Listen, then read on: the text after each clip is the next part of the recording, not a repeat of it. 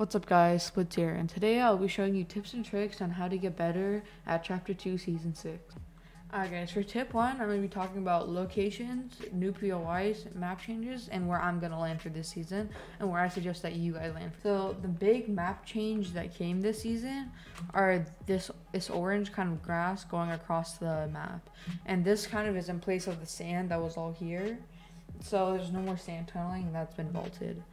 So with the limited of sand tunneling, there's now different ways of rotation and more limited ways of rotation.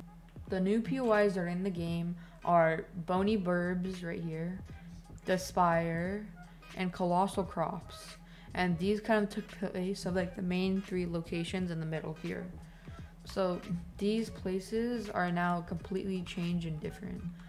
So Bony Burbs is more of like a, as the name says, bony, and there's like a lot of skeletons where you could also get like the crafting materials, which I'll talk about it later in the video. And so Bony Burbs, the place is more run down, and it's like a rundown tilted.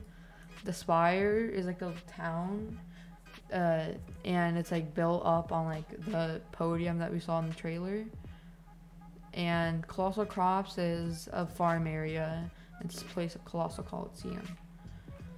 So where I think you should land for this season is either, if you want like a pump, a regular AR, and like an SMG, like all regular sorts, go here. If you don't know where this is Risky Reels, and this is right above Spire, this little grass patch area right here.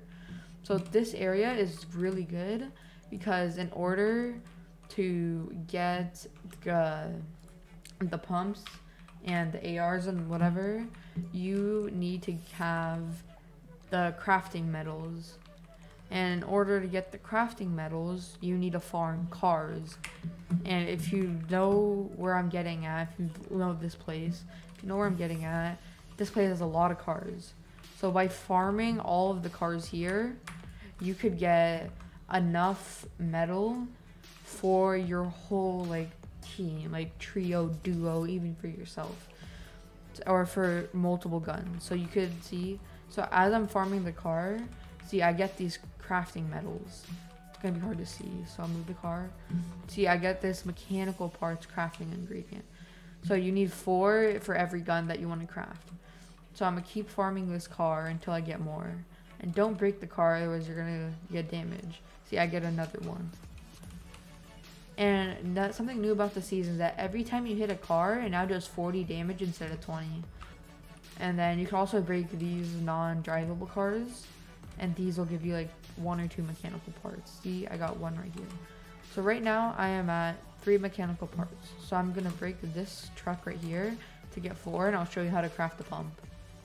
Okay, so I got all the mechanical parts needed to craft a pump. So what you want to do to craft is that you want to go to your inventory, you want to go to crafting, and then here, see, since I have enough materials, it goes directly to pump shotgun.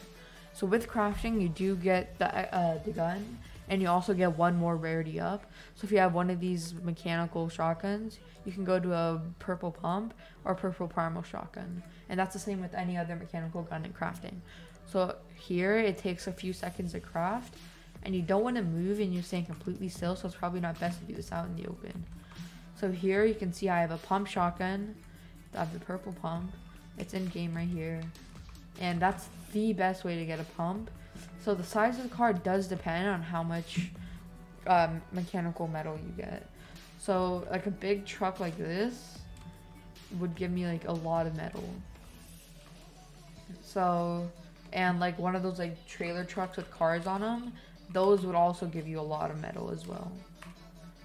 So what do I talk about metal, like mechanical metal for crafting? Alright guys, so the other kind of crafting is the bone crafting, which is the primal crafting. So the new primal guns aren't the best. Like they aren't the best, but they're pretty decent. They're good enough to get you somewhere. So with these new primal guns in the game, the shotgun is almost like the drum shotgun, if you guys remember that. So it's like a rapid fire shotgun. So in order to get bones, you can either kill a chicken You have to kill animals like the chicken, if it would just come here. Or, I'll show you guys in a little bit, you can go ahead and break like these bones that have been left around, and those would give you something. So I guess a theme with these primal guns are that it's like almost like a burst kind of thing. So you see here, I have a primal pistol. And if I tap it once, it shoots 2 bullets. So it's more of like a burst kind of weapon. So here I have killed the chicken, and I get meat, which is a healing item for white heals, and I got bones. And now you can see here I have bones in my inventory in this resources tab. Okay, so another change is probably something that won't pertain to people that don't use visual audio. So with visual audio, you can now see legendary chests. So you can see down here at the bottom that there's regular chests with like the 2 rectangles and the lock. But for legendary chests like this one, it's a chest, but instead of a lock, it has a star in the middle. Alright guys, now I'm going to be talking about the meta for this season. So the meta for this season is going to be that crafting is just like going to be the best.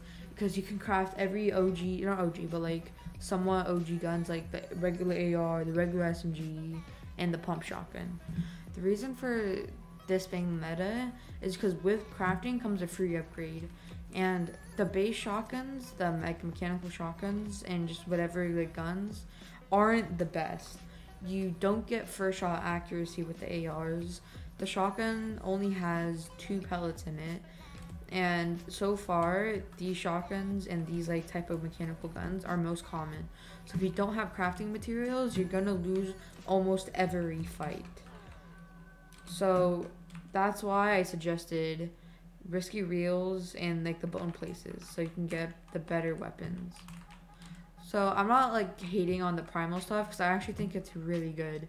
The primal shotgun is like it's like a drum shotgun. You can hold it down, and it's almost like a better version of the drum shotgun, I want to say.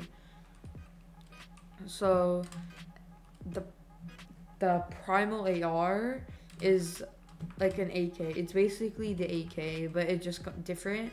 And I feel like the bloom spread of it is way better. Like, I feel like I can hit more shots with the bloom spread.